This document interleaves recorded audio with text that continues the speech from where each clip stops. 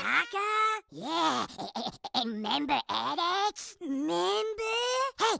Remember Ghostbusters? Oh, I remember. Remember arcades?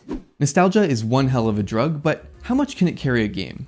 Arcade Paradise features a wide selection of games inspired by arcade classics, but the gameplay loop outside of these games leaves a lot to be desired.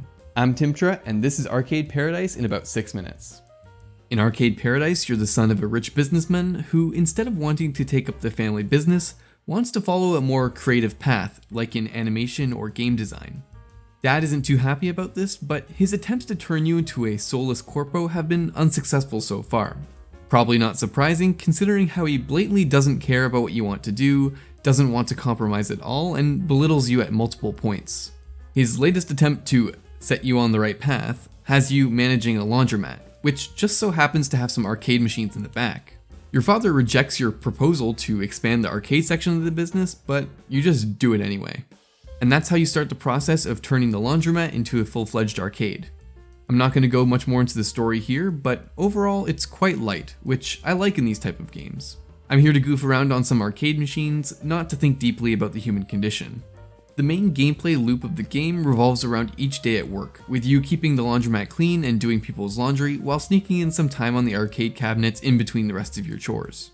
Style-wise, Arcade Paradise makes a good first impression, with most simple actions styled like arcadey minigames that just make them seem less mundane. Yeah, we'll be getting back to that later. On top of this, I also like how all the arcade management options and settings are handled through an in-game PDA. It's unique and looks good, and I really like when games do minimalistic HUDs and systems that are integrated into the game world itself. Progression through the story is done through buying cabinets and upgrades for the laundromat. You start off with just a few machines, and you slowly add more until you're pretty much running an arcade with a small laundromat attached. And there's a good variety of games, 35 cabinets in all. Many of them are reskins of popular arcade games, but they often slightly change some of the mechanics or add a whole new twist onto the original game. Some of my favorites were Communists from Mars, Zombat 2, Strike Gold, and Stack Overflow. I also really like that you can improve how much money a machine brings in by completing challenges on it. This is a great way to encourage people to try new games and not just stick to a few. But this is where my praise ends. Starting off, while all the single player games function fine, in any of the multiplayer versus type games against AI, like Virtual Air Hockey or Pong, the AI is just way too strong. It just feels like they calculate the optimal path to beat you, and it really ruins these games. I also ran into a bug that wasted a ton of my time. The game seems to have been designed with controllers in mind, which wasn't a problem for the most part, but it causes the scroll wheel to get messed up on the in-game website where you buy new cabinets, completely hiding some of them. Because of this, I wasted a few hours just sitting around in the arcade trying to figure out what I needed to do to progress before I eventually sussed out the problem.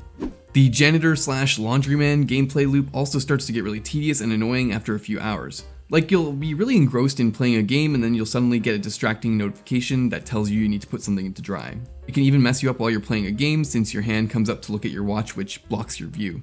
And this gameplay doesn't really evolve throughout the game either. There are some upgrades you can get to make things slightly faster or more efficient, but the basic janitor work side of things doesn't substantially change at all between hour 1 and the end of the game. I eventually realized that the laundromat gameplay loop was just a waste of time since you don't get punished at all for missing chores. In fact, besides from buying stuff, there's actually no way to lose money in this game. You don't pay maintenance fees or face penalties for messing things up. Doing these chores is basically just bonus money, since once you get like 5 or 6 arcade cabinets, their passive income will be way more than you get from cleaning and doing laundry, so it actually just becomes optimal to stop doing those chores. And this really shows that this set of features needed to be left in the oven for a bit longer, because leaving your arcade looking something like an anime fan's bedroom really shouldn't be a good business strategy. The management aspect of the game is also pretty light. This can be either a pro or a con for different people, but I think it was just a little too casual for me. While you can do stuff like increase cabinet earnings through good placement or adjusting their settings, and there are some upgrades you can buy like an ad campaign, I didn't really feel like I was managing anything. I would have liked a little bit more depth here, like being able to customize the arcade's decorations, maybe with that having an effect on how long customers want to stay, for example.